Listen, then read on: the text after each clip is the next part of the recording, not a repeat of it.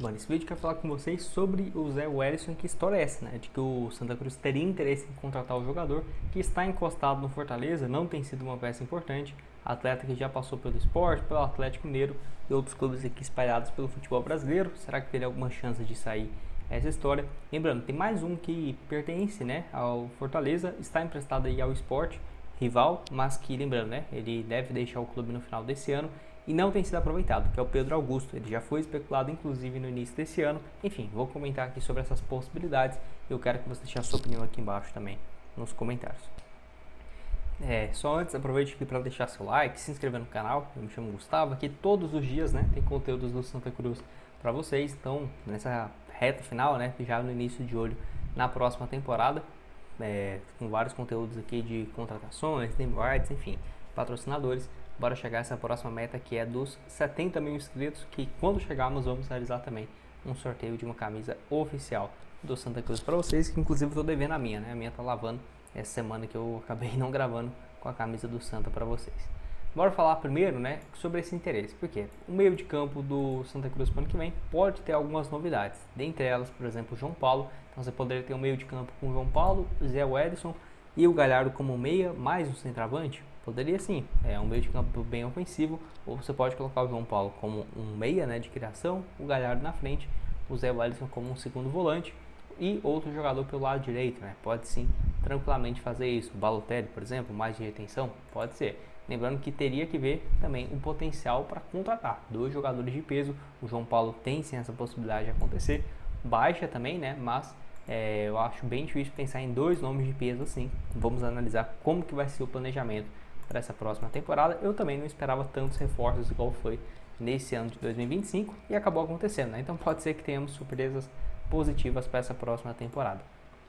O João Paulo, que lembrando, pode jogar um pouco mais avançado, não é um problema. Ele até fez isso nessas últimas temporadas lá no Seattle. Se a gente compara aqui os números de cada um, né? Dá para ver que o Zé Wellison é bem mais recuado. Mesmo o João Paulo não vivendo uma boa fase nesse ano lá na MLS, só 10 jogos, né? Muito pouco. 5 como titular, nenhum gol e nenhuma assistência, e dá pra ver que o gráfico dele é bem mais ofensivo. Em outras temporadas, quando ele foi titular, foi mais útil.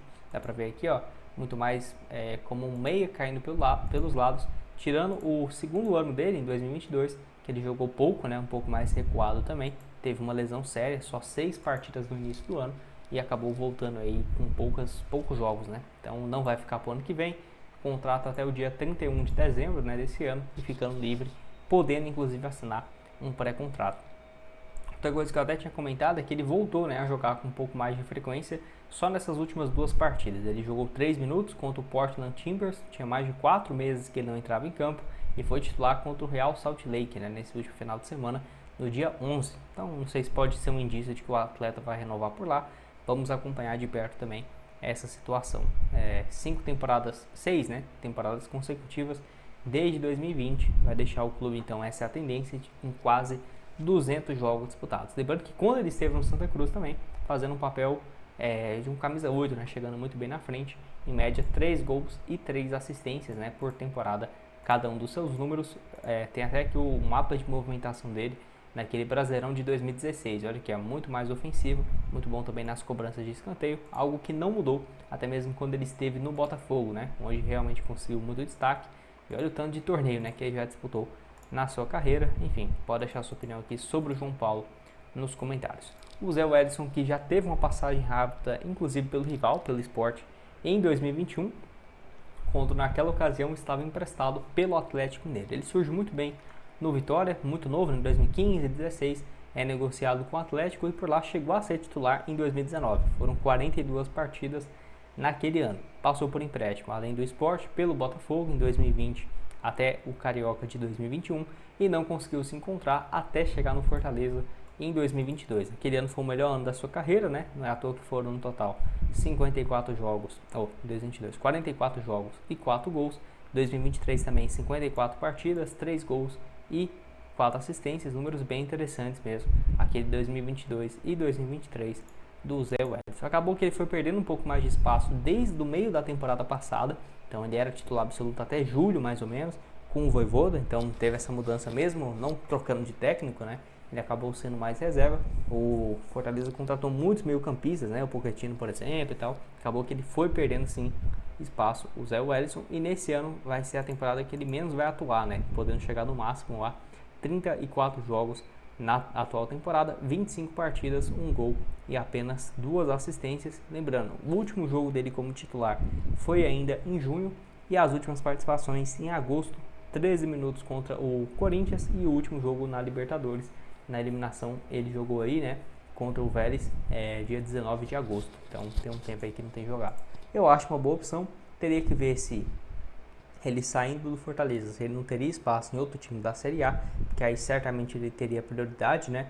O Novo Horizontino tem interesse, um Coritiba, um Goiás para o ano que vem, por exemplo, caso suba, né? Poderia conseguir tentar o seu empréstimo, ou até mesmo para clubes da Série B, não seria uma situação tão fácil. Lembrando também que ele tem contrato com o Fortaleza até o final de 2026, pode ser que eles aceitem, né, um empréstimo pagando uma parte dos salários, para não ter que ficar pagando, né, um ano, por exemplo, de salário, sem utilizar o meio-campista. Pode deixar sua opinião aqui embaixo nos comentários. O que você tem a dizer, se você é a favor dessa contratação ou não, que surgiu no último final de semana, mas lembrando que até agora não tem nada de oficial, nenhuma procura, até porque ainda está naquela fase de pré-temporada, né? Realmente, para começar a contratação, eu só vejo mais para o final de novembro e dezembro, até porque daqui para lá ainda tem muita coisa para acontecer, e aí até janeiro, fevereiro, né, tem reforços, então pode ficar tranquilo que certamente vamos ter muitas contratações.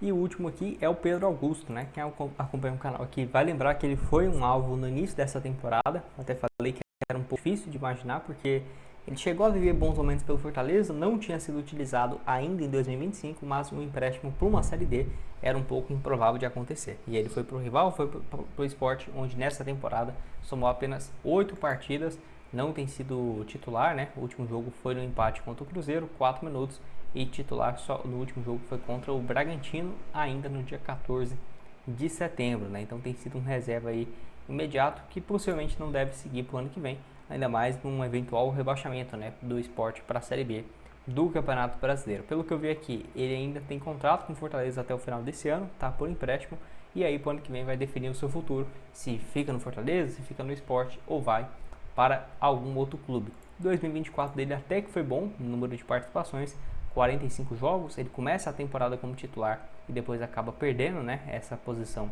de protagonista, e termina o ano ainda assim como um reserva imediato, fazendo muitas participações na Libertadores ou na Sul-Americana e na reta final do Campeonato Brasileiro. Tá aqui o mapa de movimentação dele também, um pouco mais recuado, né? Não é igual o João Paulo, mais ofensivo. Acho que sem dúvida, né? O meio de campo desse aqui seria sensacional, mas do ponto de vista financeiro bem complicado. Pedro Augusto, Zé Wellison e João Paulo, muito bom o meio de campo. Tá aqui o desempenho dele também quando esteve no futebol português, aí ó, na temporada 21-22, 29 jogos, 2 gols, 24 jogos na condição de titular. Acho um bom jogador, pode deixar sua opinião aqui embaixo nos comentários. Vou deixar também outras sugestões de conteúdos que eu já trouxe relacionado aqui ó, na tela final, e nos vemos numa próxima. Valeu!